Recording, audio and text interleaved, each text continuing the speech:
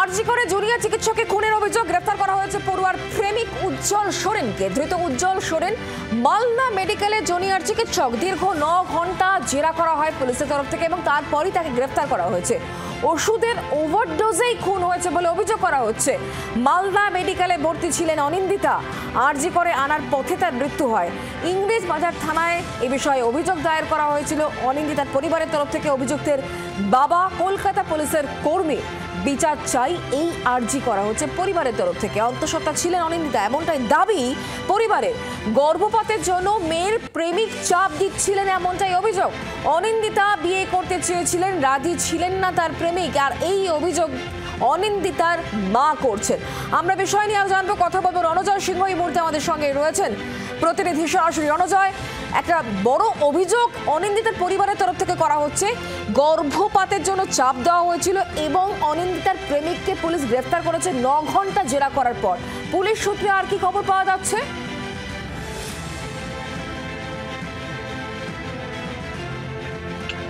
শুক্লা, এখনো পর্যন্ত পুলিশ কর্তারা এই বিষয়ে মুখ খোলেননি। মূলত পুলিশ সুপার প্রদীপ কুমার যাদব তিনি একটি প্রেস রিলিজ দিয়েছেন, তাতে উল্লেখ করেছেন যে গতকালকে যে অভিযোগ উঠেছিল আদিবাসী জুনিয়র চিকিৎসক যে খুনের মামলা, সেই মামলার পরিপ্রেক্ষিতে উজ্জ্বল সোরেন মালদা মেডিকেল কলেজ হাসপাতালের জুনিয়র চিকিৎসক, তাকে গ্রেপ্তার করা হয়েছে।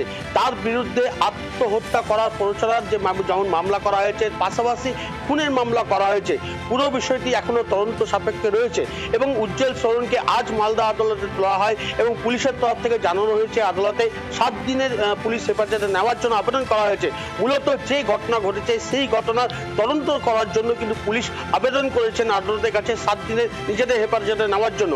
মূলত মৃত চিকিৎসকের যে পরিবার, তাদের অভিযোগ ছিল যে এই উজ্জ্বল সোরেনের সঙ্গে তার পরিচয় হয় এবং দীর্ঘদিন ধরে তাদের সম্পর্ক ছিল এবং তাদের পারিবারিক অমতেই কিন্তু তারা বিয়ে করেছিলেন। পুরীর একটি মন্দিরে গিয়ে তারা বিয়ে করেছিলেন এবং তারপরে কিন্তু দীর্ঘদিন তারা একসঙ্গে ছিলেন। তুমি নজর রাখো আমাদের সঙ্গে থাকার জন্য সরাসরি ধন্যবাদ। এবার জানাবো অনিন্দিতার মা, তিনি কিন্তু বেশ কিছু গুরুতর অভিযোগ আনছেন। তার বক্তব্য কি শোনাবো। দুজনের মধ্যে খুব গন্ডগোল ছিল, আর আমার মেয়ে মনে হয় সামাজিক বিয়ের এরকম চাপ দিচ্ছিল, ছেলেটা রাজি হয়নি, এই ইয়েতেই মৃত্যু হয়েছে। আর একটা হলো অবহেলা করেছে, মানে ইয়েটা দেয়নি, চিকিৎসা ভালো পেল না। আপনি কি জানতেন তাদের মধ্যে সম্পর্ক ছিল? হ্যাঁ, জানতাম। মানসিক অত্যাচার করতো। মোবাইল যখন টিপতো তখন আমিও কদিন বন্ধুর মতো মিশলাম, তখন দেখতে পেলাম মোবাইলে নানা রকম সব হোয়াটসঅ্যাপে ইয়ে করতো, মানে বাজে বাজে মেসেজ করতো। থানায় অভিযোগ করেছেন?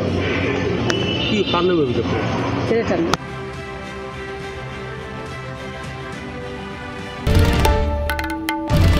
বাংলার আওয়াজ, বাঙালির আবেগ, জি 24 ঘন্টা।